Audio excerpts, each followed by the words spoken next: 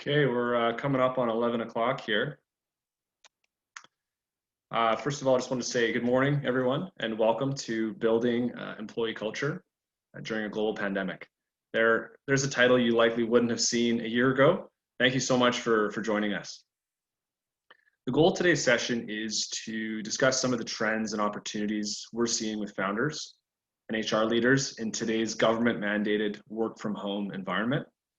This phenomenon may continue far into the future, as many companies are seeing this as an opportunity to both reduce cost and increase employee satisfaction. First off, I just want to start with a quote from Simon Sinek. Trust is maintained when values and beliefs are actively managed. If companies do not actively work to keep clarity, discipline, and consistency in balance, then trust starts to break down. Your role as founders and HR leaders is to instill trust and belonging with your team to build trust with your build loyalty with your culture. My name is Brandon Chapman. I manage my own wealth and insurance planning practice in downtown Vancouver. I love to help entrepreneurs succeed and help them manage their benefits, insurance, and wealth management programs. It's my pleasure to welcome Bronwen Kenyon, the HR manager at Entreflow today.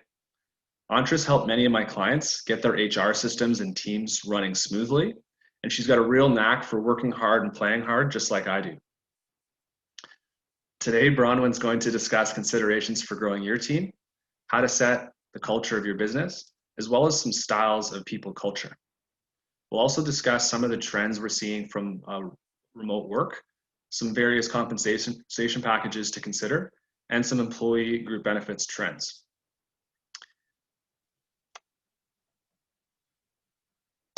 I'll pass it over to Bronwen to lead us off. Thanks, Brandon. Morning, everyone. Thanks for joining us here this morning. So, I wanted to, when Brandon approached me talking about, doing a webinar on company culture during a global pandemic, a lot came to mind about what we could discuss and have as a conversation for today. But I really wanted to talk about setting that culture and continuing to grow your culture, whether you're an organization that's been around for many years or have recently seen a pivot in your company, or you're a brand new startup company that's looking to kind of grow your team from the bottom up. The challenges that you're going to be facing are fairly similar. Maybe on one side you might be a little bit more established and a little bit more clear on what you want your culture to be and what's been working within your organization, but it's never really too late to set your culture. So some considerations that I wanted to bring forward on growing your team is to make sure that you guys have a company mission, vision, values in place. If anybody's been on a webinar with me before, I think I've talked multiple times about employment and contract reviews. This is a great time to review your contracts, make sure that they're all up to date. It's one of the things that's going to save and protect your company and your employees. I'm going to talk a little bit about intentional company culture. This is something, company culture sometimes does just happen organically, but there is a way to actually be able to intentionally set it when you are looking to grow your team. So we're going to talk about that shortly here. Before you're getting started though, you really want to consider where you would like your organization to go from here. So what is your future state going to look like?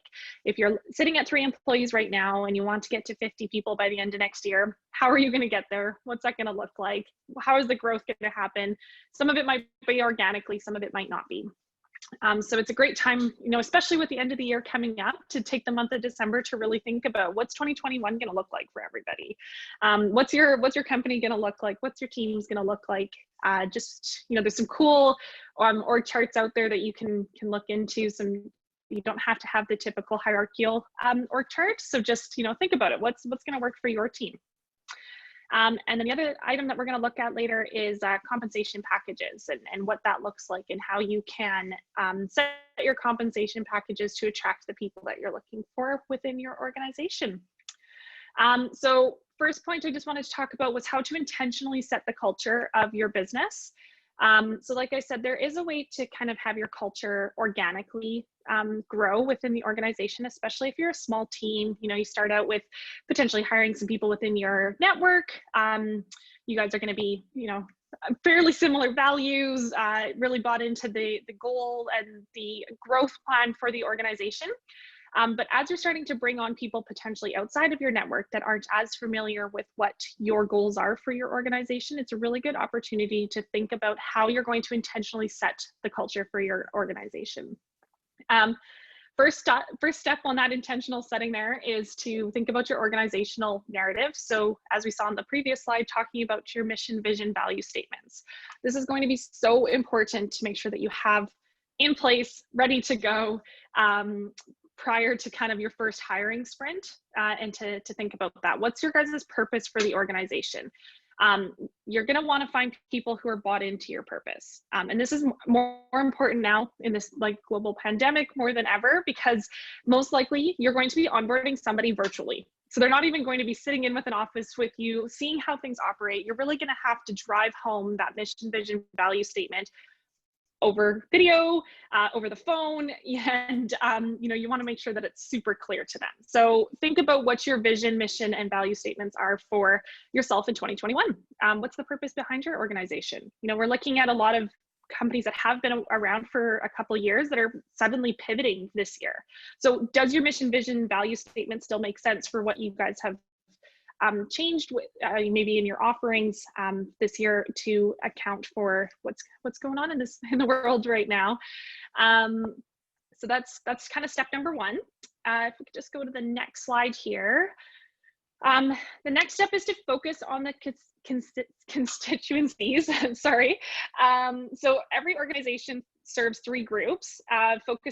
You want to make sure that you're focusing primarily on one of these groups to help guide your strategic decisions throughout your organization. So employee driven, customer driven, or shareholder driven. Just want to say that there's no right answer to this.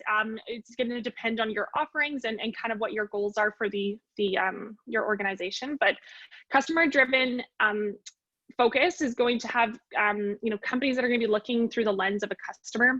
They're going to be heavily focused on customer research so that they understand, you know, trends of the world, policies and product development that way. So you're really going to be thinking of the customer end and ensuring that you're meeting what your customer needs are.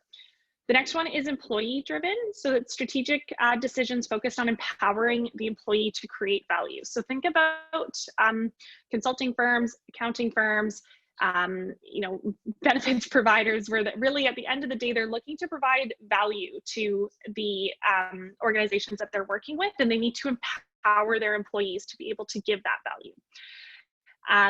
You can also, you know, another example that I saw was hotels. So providing value through staying at a hotel, making sure that everybody is on that path for value driving.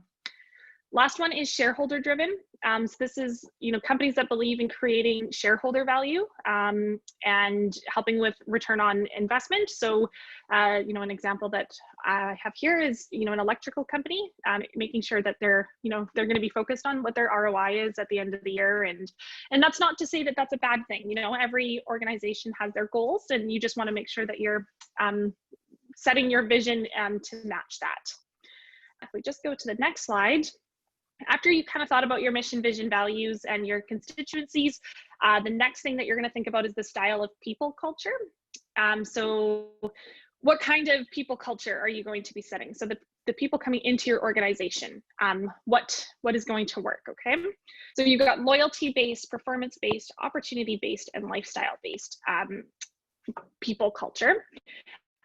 Loyalty base is a culture that creates a culture that you create by trading favors instead of cash. It's most commonly found in small companies or startups. So you're thinking about people who potentially are willing to put in the extra hours because they want to be there for the growth, working with other startup organizations to be able to do a little bit of a referral program where there's maybe not necessarily a cash incentive attached to it, but it's, you know, you're trading favors. So I'm gonna help you out if you help me out type of situation. Performance-based is going to be, in this culture, the fastest horses win. Let's think about companies where you're going to have a large sales team, where you're really going to be focused on hitting some big goals. You see this a lot in large organizations with like 500 plus employees. That's not to say that that the small startups can't have this type of people culture. It's just, yeah, most generally seen with large organizations. Opportunity-based is a culture that recognizes organizations that have limited set of opportunities to distribute to their employees. So again, this is seen a lot in small to medium-sized businesses.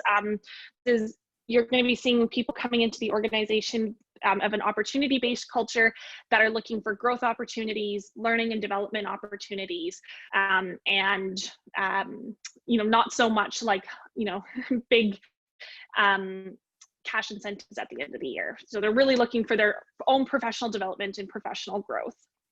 Last one is lifestyle based. So let's think about our startup companies that have the ping pong table in the middle of the office where people can go and hang out and play. They've got a lot of work-life balance.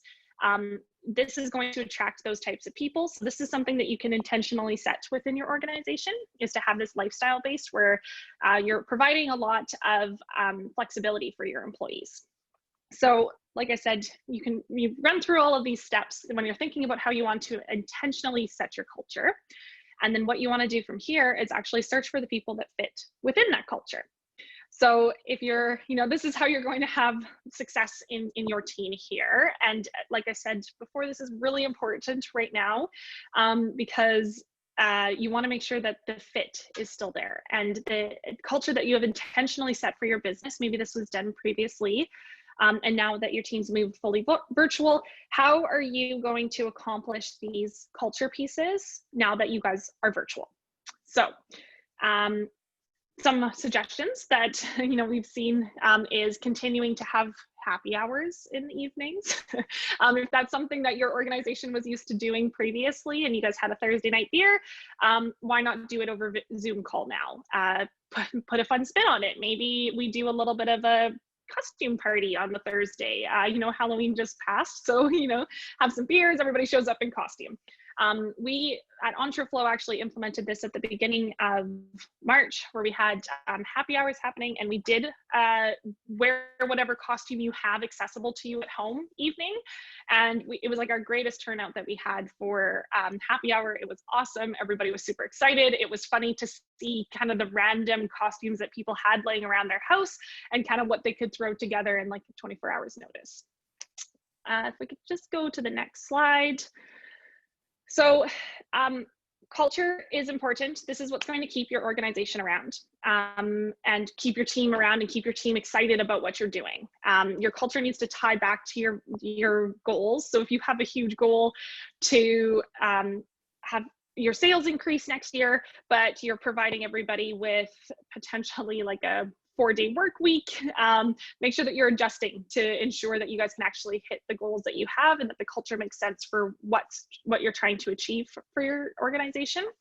The other thing that you want to think about is compensation packages. So this also helps tie into your guys' to the culture and can help during the global pandemic.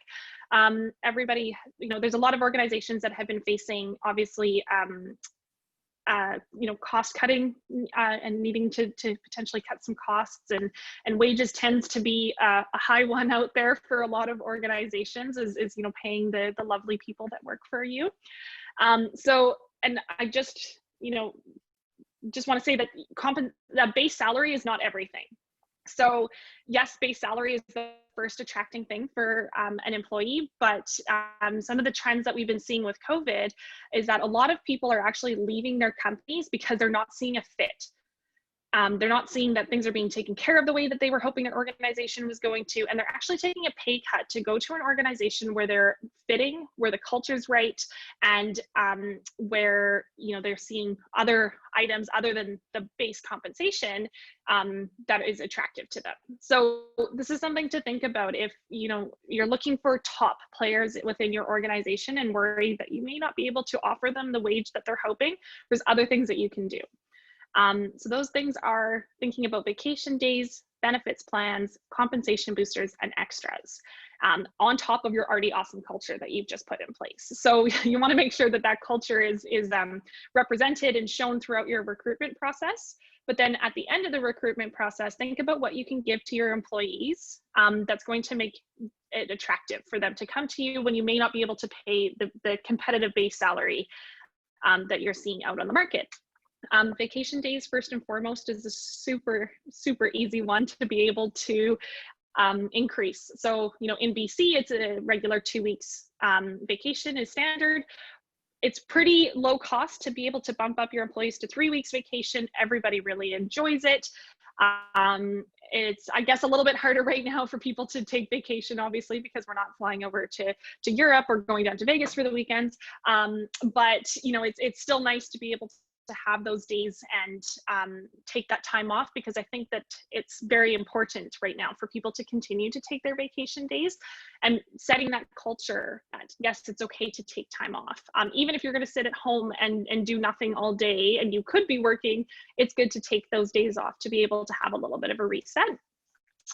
The other item is the benefits plan. So Brandon's going to talk to you guys a little bit about the benefits plans and how that can help your team grow and attract candidates. But I think it's pretty standard now that companies should be offering a benefits plan that's pretty expected by candidates when they're moving positions. So, and it's a fairly low cost, again, added benefit that helps attract candidates. Compensation boosters. Okay, so base salary is great. If you're able to put some sort of bonus plan or profit sharing or equity in place for your candidates or your employees, even better. Now, the things that you need to be careful with is obviously with equity, offer that to your candidates cautiously. It can have a little bit of a de-incentivizing effect if you're not able to, if your stock is all of a sudden not doing as well as it has been in the past, it could end up having a negative effect on the team, because now all of a sudden they've potentially lost some of the money that's been put aside for them in equity. So just something to think about. Bonus plans are great because it's based on the success of the organization. It helps with driving sales. So if you're a sales focused organization, offering a little bit of a bonus plan to help with your employees thinking outside of the box, for example, and just coming up with new sales strategies is a great add-on there. Some extras that we've heard of over the past couple months in talking to all sorts of companies that people are really excited about. Amazon Prime memberships. Never had thought about this before, but if you think about all of the Amazon Prime shopping that's been going on over the past couple months, offering to your employees to pay for their annual Amazon Prime membership. I think it's like $90 for the year, super low cost, but allows for the employees to get their adapters, their screens, their HDMI cables, their home office setup and being able to cover that annual cost for them. Gym memberships, I think it's a little bit harder to do right now, but that's something that previously and traditionally speaking has been something that has been high interest to employees. And last extra that I have here is flexible working situations. So with families, employees that have families, and maybe employees that just like to be up at 6 o'clock in the morning, providing them with a flexible working situation where they're able to kind of work on their own time, work on their own schedule, what works best for them and their situation is great. And generally you're getting that team member at the best hours. If they're a night owl and they want to work at 10 o'clock at night, you're going to get the most productivity and best work out of them versus forcing them to maybe work at like 9 o'clock in the morning.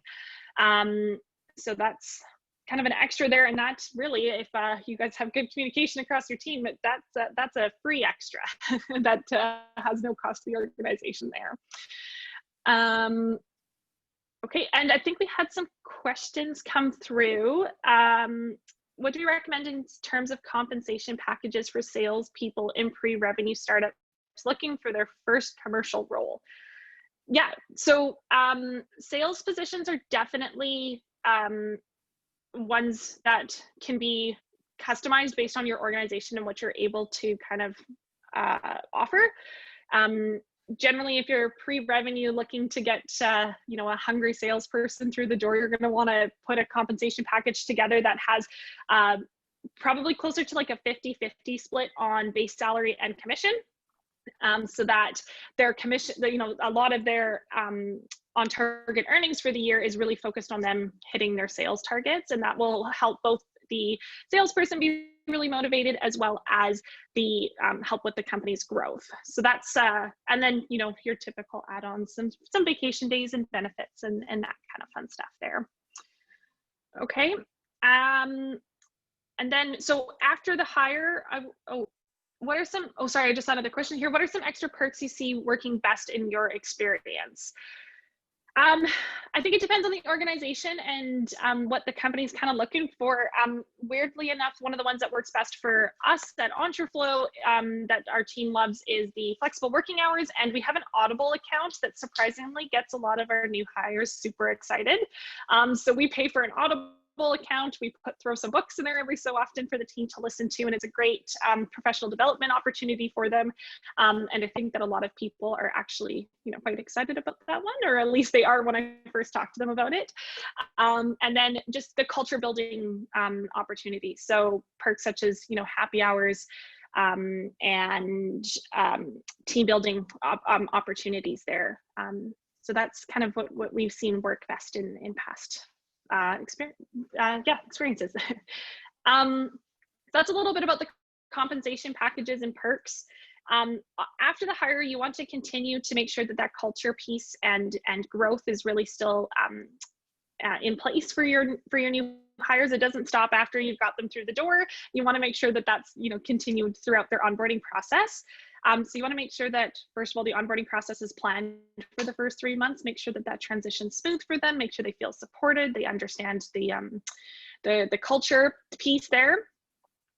Check in on quarterly or semi-annually in performance reviews. Focus on their goals. Focus on professional development and how you know, check in on the values. How are they tracking to your values of the organization?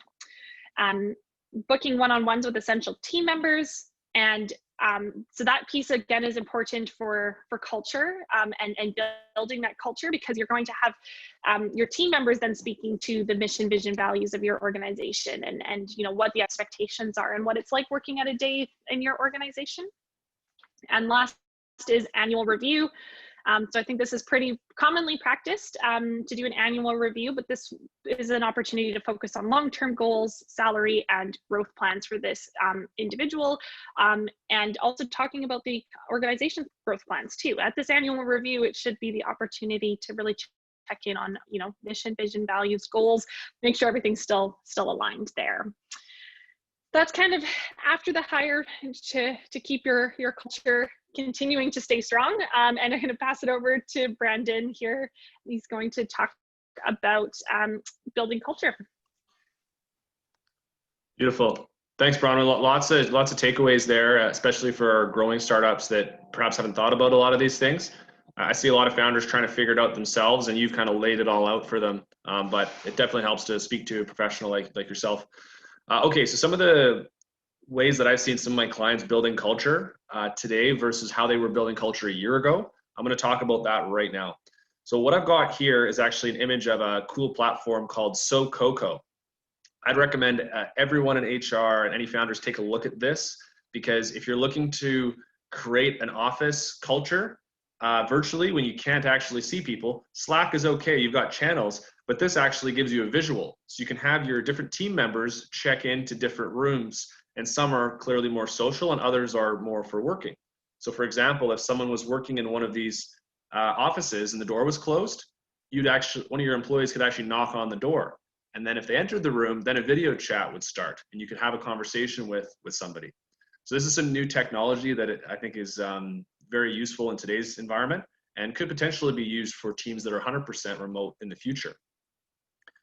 Some other cool things that I've seen clients do that have been successful is continue to do public recognition. So if you do have an all hands meeting over Zoom, making sure you continue to appreciate those who have gone above and beyond in your organization, even though it's not in person. Those are still very valuable, and your team will certainly appreciate it. Of course, Bonnie Henry, if you're based in BC, is saying we should not have any in-person time unless absolutely mandatory. That being said, I have heard of some companies doing small gatherings in parks with some of their key people and keeping their distance. So up to you, of course, in terms of the risk level that you would like to take on with your company. But I'm just sharing some things that I have heard other companies do that have helped them keep good people around and retain culture. Mentorship programs. So this is a good piece for new hires that are joining your organization.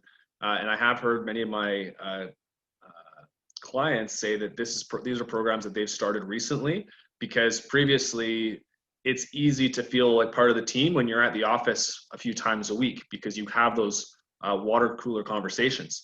But if you create a formal mentorship program when a new employee joins and you partner them up with somebody who has a bit more experience in your organization, and that's that mentor's job to check in and see how they're doing, that's going to allow that new team member to feel very welcome and very part of the organization, because they can't have the same face-to-face interaction like they normally would. And lastly, survey your team. So I recently sent out a survey to one of my clients because we were actually looking to revamp their benefits plan. But ask your team what they want. Bronwen and I are talking about some things that we're seeing and some trends with various clients, but every team is different. So you really should spend some time to either do a survey or ask your team, what can you do to better support them during this time? And your team's going to tell you what they think, hopefully, and that will help align how you arrange things moving forward.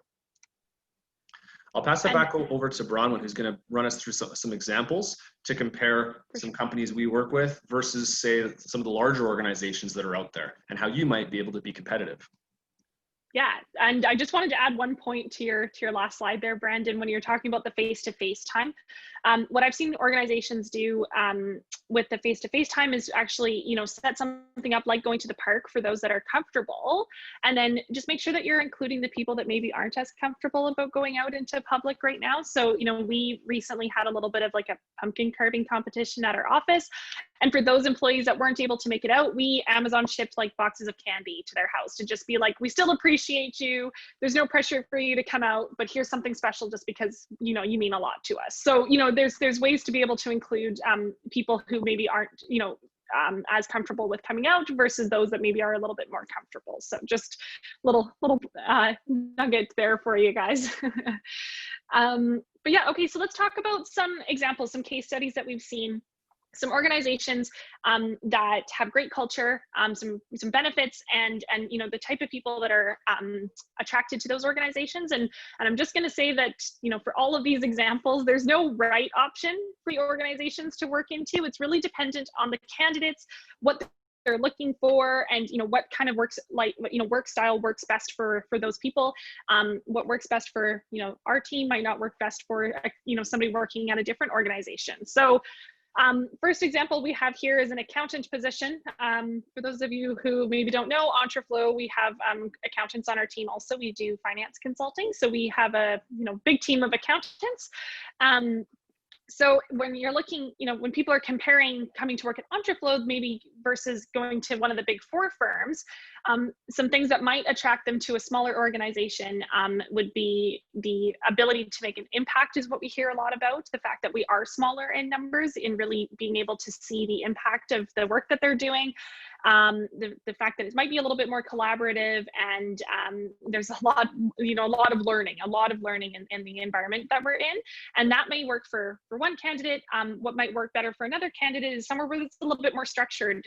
When you're in a startup environment, it's maybe not as beautifully structured as some people would like it to be, and and we have had people come to our organization before where the lack of clear structure is too overwhelming for them. So, that's where maybe a culture where there's a little bit more structure and is going to work better for them. You might also see in the big four firms a little bit more development, like planned development and planned growth for their team. And they really do have a culture of work hard, play hard. And I think that that's common across a lot of places, but that's something that is definitely prominent in big four. And then of course benefits, and I have working from home on here from Entreflow because we always have the opportunity to work from home, whereas I think not so much so in other organizations. But then when you do have the backing of a big four firm, CPA fees covered, generally speaking, is a great benefit, where when you're working with a startup, that just tends not to be the case. So this is two different organizations, two different groups, two different people are going to be attracted to each company. But really think about the candidates. When we're looking for candidates, accountants, we're really looking for people that are going to be able to handle a little bit of the crazy chaos of the startup world here. The next example that I have here is a customer service position. So, looking at another startup company that has a customer service position within it. You're in that startup environment. There's lots of opportunity for innovation.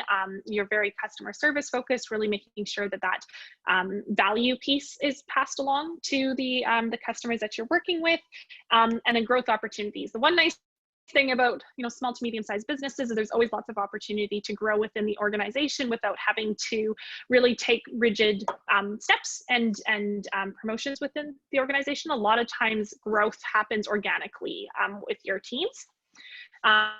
Benefits, Greenline here's got a health spending account. They're also smaller companies, so the adaptability can be nice.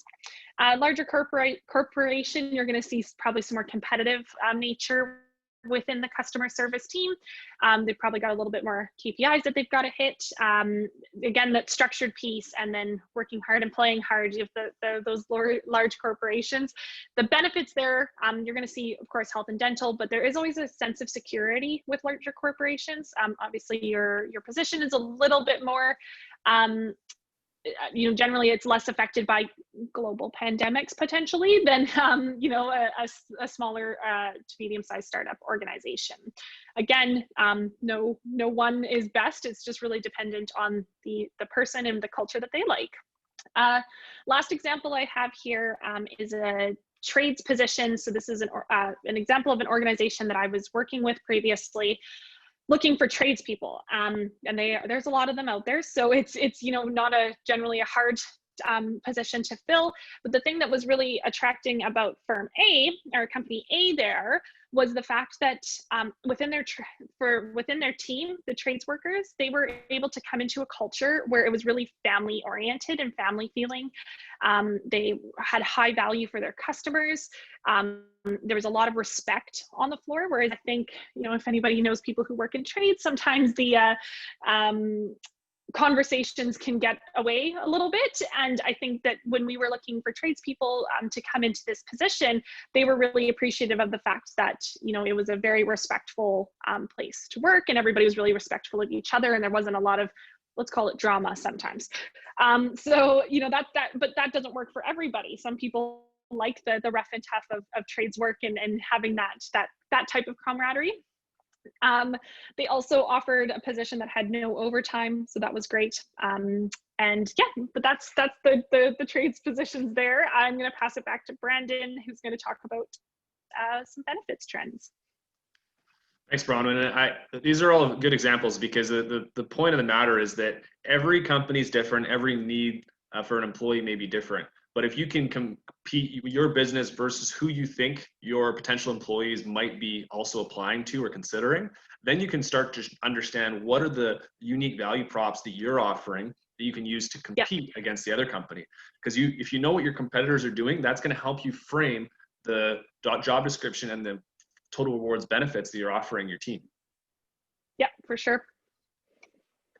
Okay, so some trends we're seeing in group benefits is companies are getting group benefits earlier and earlier. They may start with a health spending account, which is basically just a cost plus a 10% admin fee, versus the traditional benefits that covers your dental, your health spending, all those various different pieces, life insurance. Some interesting stats is that 61% of employers agree that they have some responsibility for the health and well-being of their team members. So because of that, if you don't have benefits set up for your team, you should be at least looking into it and understanding what's out there. Because if you don't have it set up, if thinking back to job A, job B, If there's another company out there that's offering something with benefits, even at the same pay, and you haven't indicated that it's something you're looking to do for your company, that's going to put you and your company at a disadvantage. 59% of employees say that health and wellness benefits are important to increase their loyalty to the employer. So if you're giving your employees something, especially if they haven't asked, that's likely going to result in them being more loyal to you and less chance of them leaving. And I think all of us can speak to the fact that it's costly to train employees, and turnover can really be a pain in the butt. Interesting tidbit is that most millennials and Gen Z say that their plans actually don't fit their needs. That's another reason why we tend to do surveys to see if a plan that's in place is actually offering what the employees need. Many employees want things a little more interesting, like they want to buy a bike, or they want their gym membership or their ski passes. And there are ways to structure plans to offer those things, but you need to make sure that you set it up according to what your team needs.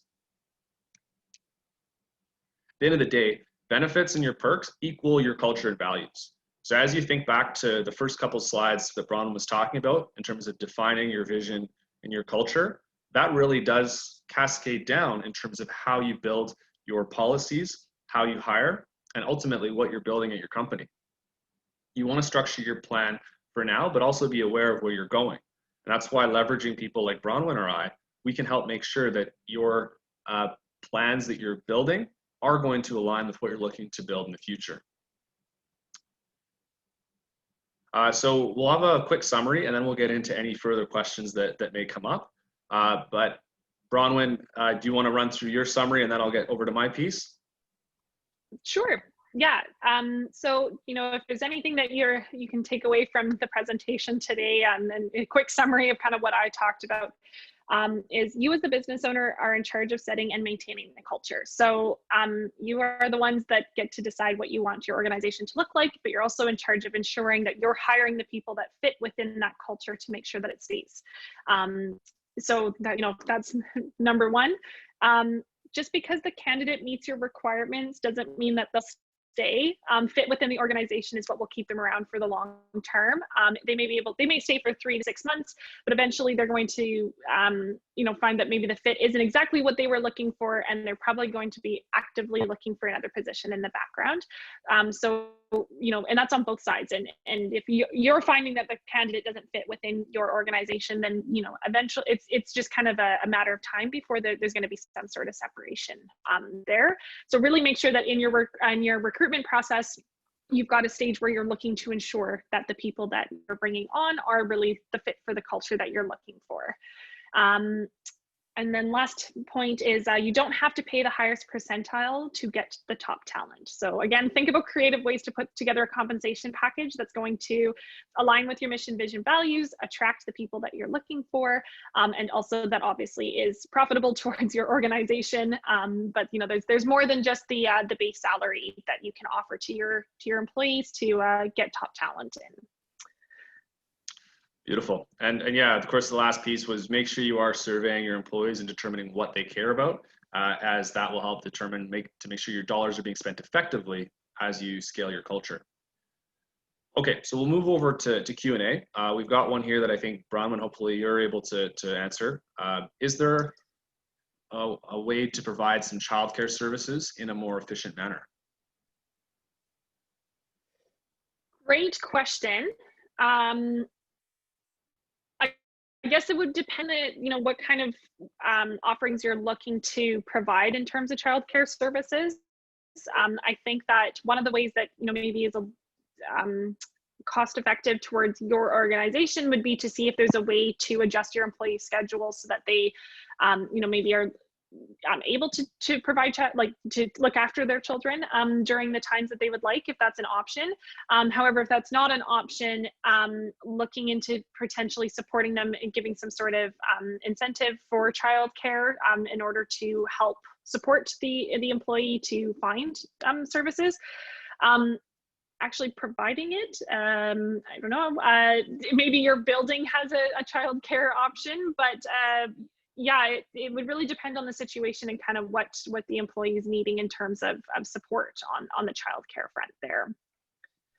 Yeah, I'd say it likely depends on the size of the organization. Like I do know, I Yeah. believe it was Arc'teryx, they have an in-house childcare service, and which is offered to employees. They could sign up and actually leave their kids. They had like a special space in their building. That being said, there's economies of scale. So if you've only got 2 or 3 Yeah. employees that have children, then I do agree that the work flexibility would be a major selling point for many Mhm. people that do have kids. Yeah, and you know, we've seen it before where people have even split up their days. You know, we have a mom on our team that needs to do pickup from school. So she actually, you know, will work for a couple hours, take about an hour and a half break to go pick up the kids, get them back to the house, get them all settled up, and then comes back to work for the afternoon to kind of just be able to wrap up her day. And even just providing somebody with that kind of flexibility makes a world of a difference. So just talk to the team, see what they need. Totally. Well, Okay, unless there's any final questions, I guess we can wrap up. But I do want to thank all the attendees for joining us today. The questions were very thoughtful. If you did mhm. enjoy the session, be sure to let us know. This session has been recorded, and so will be shared with those who weren't able to attend today. Bronwen, any final thoughts from you?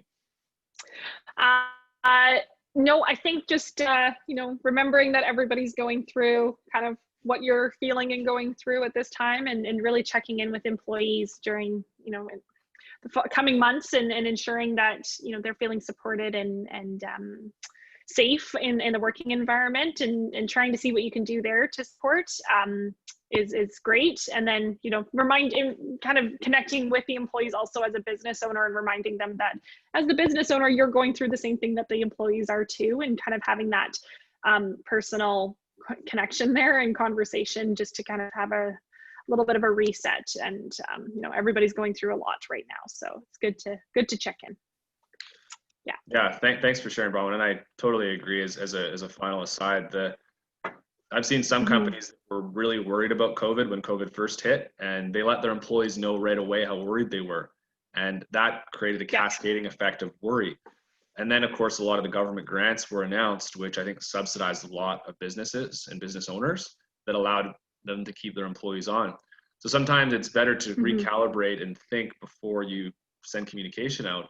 But we Mhm. haven't, the problem is most business owners haven't been through something like this. Like very few business owners were around back in 1918 when we had the Spanish flu. So for that reason, Yeah. there's no playbook for how to do this well. So Yeah. I would agree. Just talk to your team, take care of them, realize we are all in this together. And Mhm. if you can take care of your employees during a tough time like this, the loyalty afterwards is going to be that much stronger. Totally. Yep, for sure. Okay. Thanks so much, Bronwen, for joining us today. I really do appreciate you sharing your time and expertise. And thanks Yeah, everyone thanks. for joining us for the session.